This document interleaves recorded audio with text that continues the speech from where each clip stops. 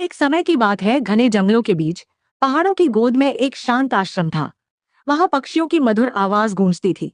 पेड़ों से हवा ऐसे गुजरती थी मानो प्रकृति स्वयं मंत्र जप रही हो। उसी आश्रम में रहती थी सती अनसुया, ऐसी तपस्विनी जिनकी पवित्रता और पतिव्रता की चर्चा धरती से स्वर्ग तक थी।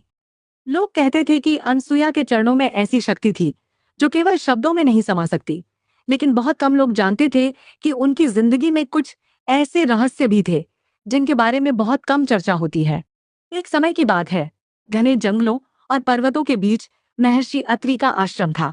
वहां शांति, भक्ति और तपस्या का वातावरण था। उसी आश्रम में रहती थी माता सती अनसुया, जिनकी पतिव्रता की महिमा धरती से लेकर स्वर्ग तक गूंजती थी।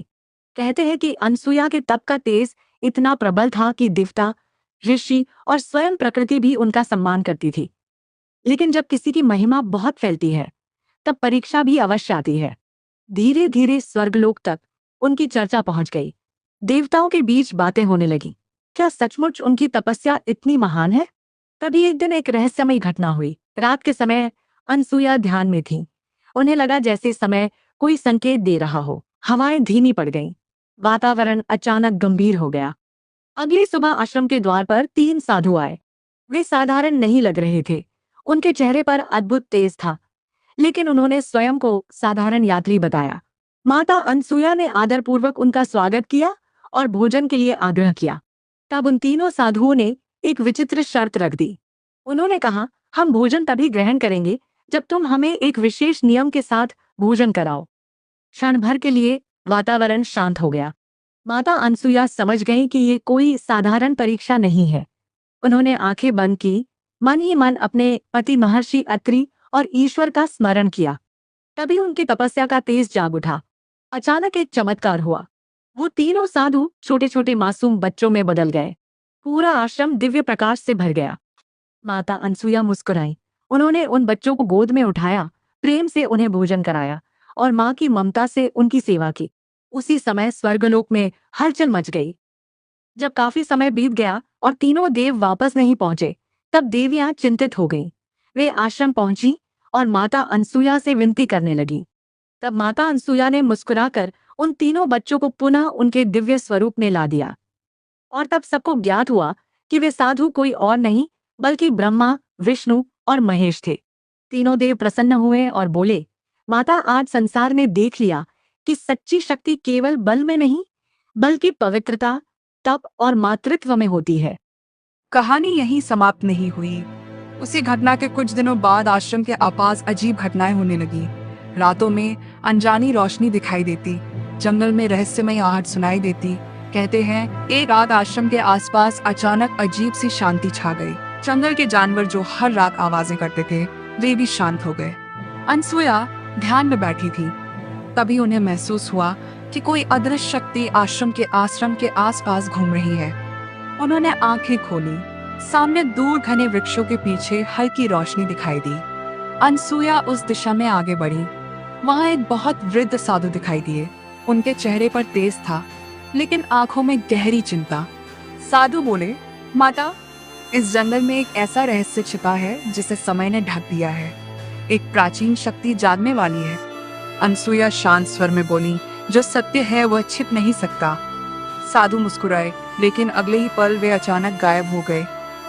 अनसुया समझ गईं कि ये कोई साधारण घटना नहीं थी। दिन बीतते गए। आश्रम के आसपास अजीब घटनाएं होने लगी। कभी रात में प्रकाश दिखाई देता, कभी किसी के कदमों की आहट सुनाई देती, लेकिन कोई दिखाई नहीं देता। एक रात अचानक तेज हवाएं चलने लगी, पेड़ झूमने लगे। तभी आश्रम के बाहर एक काली छाया दिखाई दी। उस छाया ने कहा, अनसुया, तुम्हारी तपस्या महान है, लेकिन क्या तुम उस रहस्य को जानती हो जो इस भूमि के नीचे सो रहा है? अनसुया ने आंखें बंद की और ध्यान लगाया। तभी उन्हें दृश्य दिखाई दिया।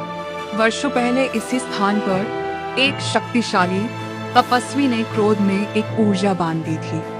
वह ऊर्जा समय के साथ अंधकार बन गई थी। यदि वह जाग जाती तो पूरे क्षेत्र में भय फैल सकता था।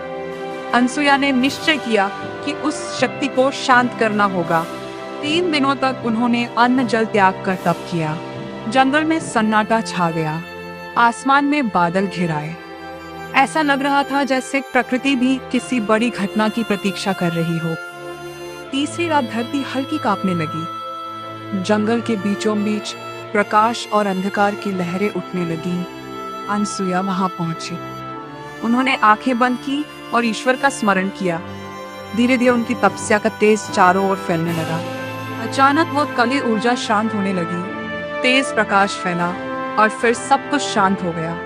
सुबह हुई, पक्षियों की आवाज फिर गूंजने लगी। हवाएं फिर सामान्य हो गईं। लोग आश्रम पहुंचे और पूछा, माता कल रात क्या हुआ था? अनसुया मुस्कुराई और बोली, हर रहस्य को जानना आवश्यक नहीं। कुछ शक्तियां केवल विश्वास, तप और सत्य से शांत होती हैं। और कहते हैं उस दिन के बाद जंगल फिर कभी वैसा नहीं रहा।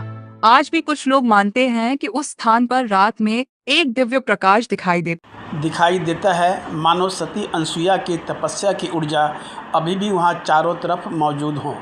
तो दोस्तों, ये कहानी आपको कैसी लगी? ये कहानी दोस्तों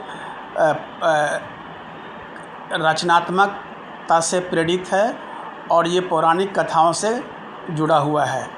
अगर आपको अच्छा लगे दोस्त तो चैनल को सब्सक्राइब करें और लाइक भी कर दें। समय मिले तो अपने दोस्तों परिवारों को शेयर भी करें दोस्त। जय श्री राम, राधे राधे, जय सती अनसुया।